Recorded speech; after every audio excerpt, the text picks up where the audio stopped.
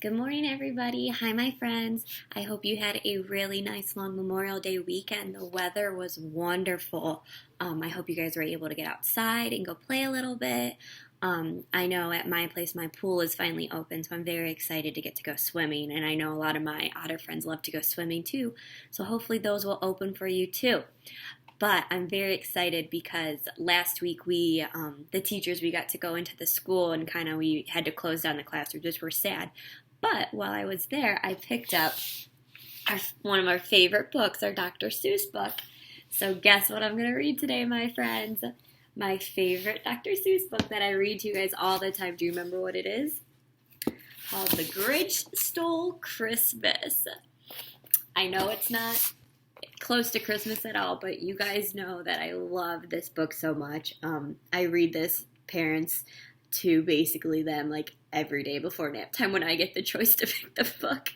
So it's been a while, so I figure I'll read it. I will read the words to you guys, and then I will hold up the book for you guys to see, okay? So this is How the Grinch Stole Christmas by Dr. Seuss. Every Who down in Whoville liked Christmas a lot, but the Grinch who lived just north of Whoville did not. The Grinch hated Christmas the whole Christmas season. Now please don't ask why. No one quite knows the reason. It could be his head wasn't screwed on just right. It could be perhaps that his shoes were too tight. But I think that the most likely reason of all may have been that his heart was 2 sizes too small. There he is over there. There's a Who, and there's the Grinch.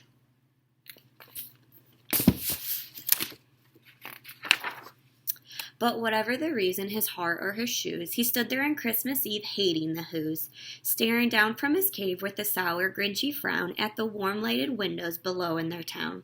For he knew every Who down in Whoville beneath was busy now hanging a mistletoe wreath.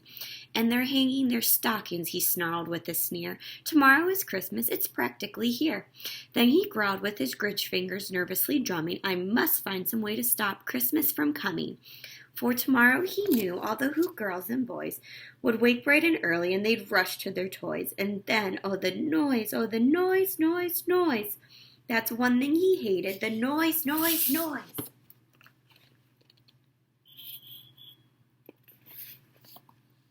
It's a hard book to hold up. I gotta make sure you guys can see it all. Then the Whos, young and old, would sit down to a feast, and they'd feast, and they'd feast, and they'd feast, feast, feast. They would feast on Who pudding and rare Who roast beef, which was something the Grinch couldn't stand in the least.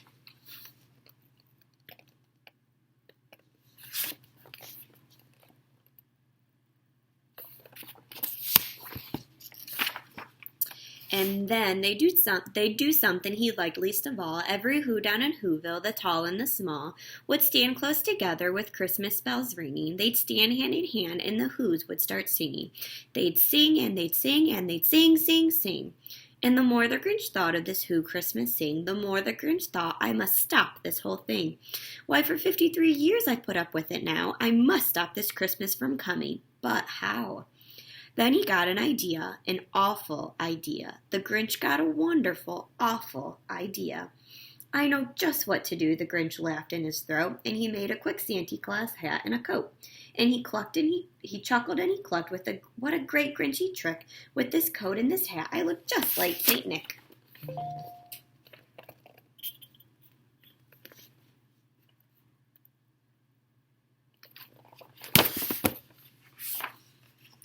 All I need is a reindeer, and the Grinch looked around, but since reindeer were scarce, there were none to be found. Did that stop the old Grinch? No, the Grinch simply said, if I can't find a reindeer, I'll make one instead.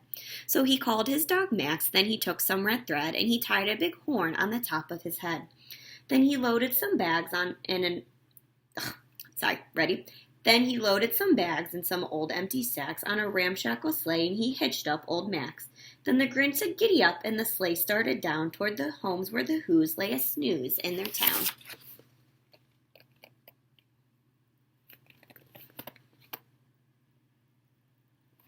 This is making me want to watch the Grinch movie now after this.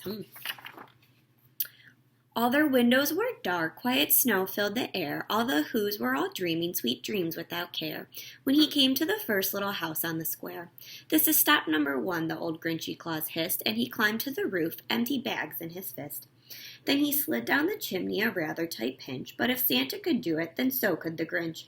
He got stuck only once for a moment or two, then he stuck his head out of the fireplace flue, where the little Who stockings all hung in a row. "These stockings," he grinned, "are the first things to go."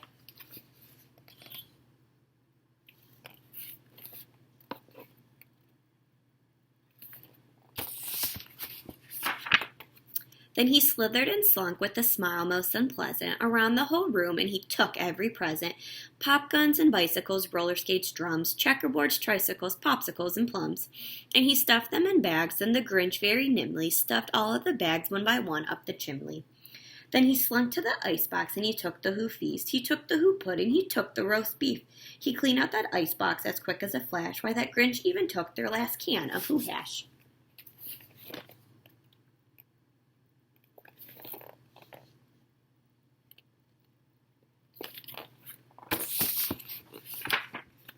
Then he stuffed all the food up the chimney with glee. "And now," grinned the Grinch, "I will stuff up the tree."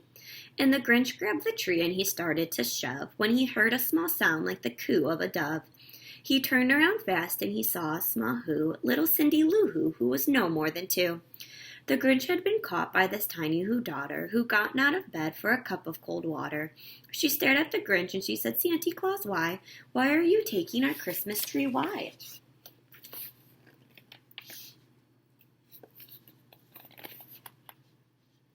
There's the Grinch and there's little Cindy Lou Who. But you know that old Grinch was so smart and so slick. He thought up a lie, and he thought it up quick. "Why, my sweet little tot," the fake Santa Claus lied, "there's a light on this tree that won't light on one side. So I'm taking it home to my workshop, my dear. I'll fix it up there, then I'll bring it back here." And his fib fooled the child, then he patted her head, and he got her a drink, and he sent her to bed. And when Cindy Lou Who went to bed with her cup, he went to the chimney and stuffed the tree up.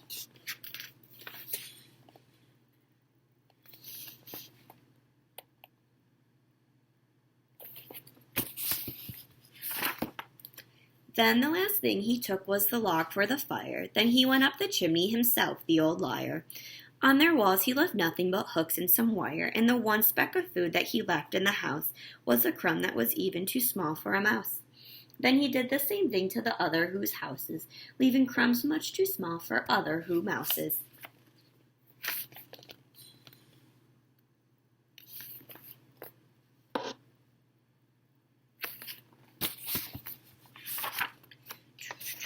It was 1/4 past dawn, all the Who's still abed, all the Who's still a snooze when he packed up his sled. Packed it up with their presents, their ribbons, the wrappings, the tags, the tinsel, the trimmings, the trappings. How big that sleigh is. And there goes Max pulling them up the hill.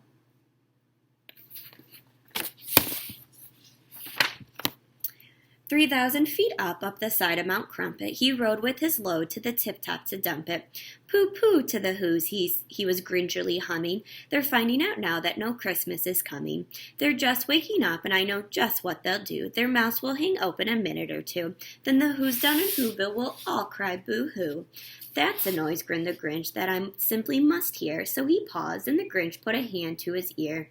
And he did hear a sound rising over the snow. It started in low, and it started to grow. But the sound wasn't sad. Why, this sound sounded merry. It couldn't be so, but it was merry, very. He stared down at Whoville. The Grinch popped his eyes. Then he shook. What he saw was a shocking surprise.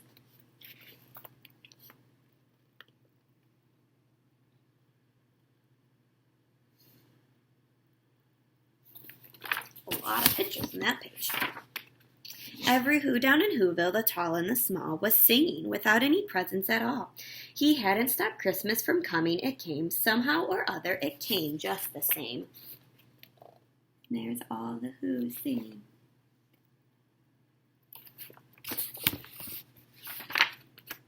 And the Grinch, with his Grinch feet ice cold in the snow, stood puzzling and puzzling. How could it be so?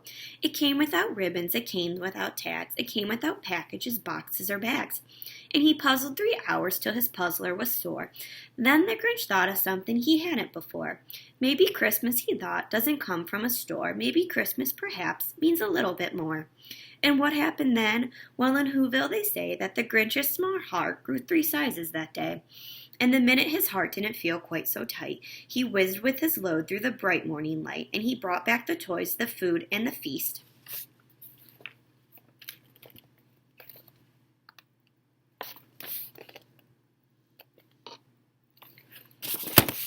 And he, himself, the Grinch, carved the roast beef. There you go.